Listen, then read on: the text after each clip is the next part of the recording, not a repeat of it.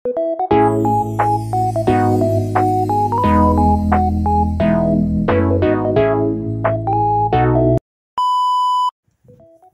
guys, ito na nga ang aking bagong discover na diet juice. Napakasarap at napakamalinamnam lasa.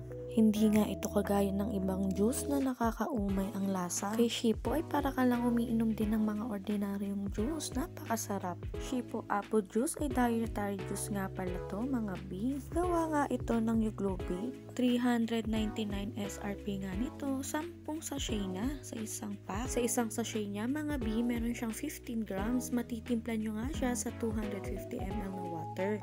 At take note mga B, mas masarap siya kapag maraming ice. Dito nga sa video ko na to ay nagkamali ako.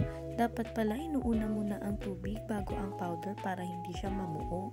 Pero ayos lang at nagawan ko naman ng paraan. Ito nga at nilalagyan ko na ng sandamakmak na yelo mga B. At alam nyo ba mga B, napakadaming benefits ng Shippo Apo. Hindi lang siya pang diet juice. Nakakatulong din siya sa balat natin. It helps hydrate the skin, prevents skin aging, helps lighten the skin, and provides antioxidant protection. Nakaka-boost din siya ng immune system, lighten your skin, improve sleep quality para sa mga hirap ng tulog, at anti-aging na rin siya mga B. Nakakawalang gana rin kumain pag umiinom kayo ng Shippo Apo. Kaya naman talagang napaka-perfect ng Shippo Apo sa mga kagaya kong nagda-diet. Ang mga ingredients nga nito ay L-carnitine, glutathione, Cambodia, stevia, sodium ascorbate, at sobrang napakadami pa mga B. Indicate or nakalagay naman siya sa mismong pack.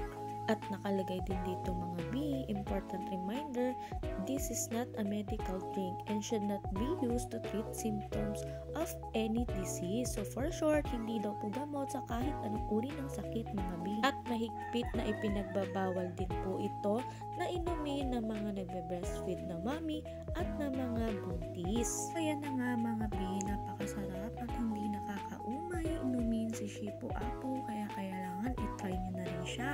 FYI nga mga B, dahil sa video na to nagkamali ako, gagawin nyo pala, iuunahin nyo muna ang tubig bago ang powder para hindi siya mamuo. So ayan na nga mga B, kailangan itry nyo na to. Huwag nyo rin kakalimutan na dapat sa legit at authorized seller lang kayo bumili, at para maiwasan ng mga fake item. Yun lang mga B, bili na kayo, deserve nyo to. Bye!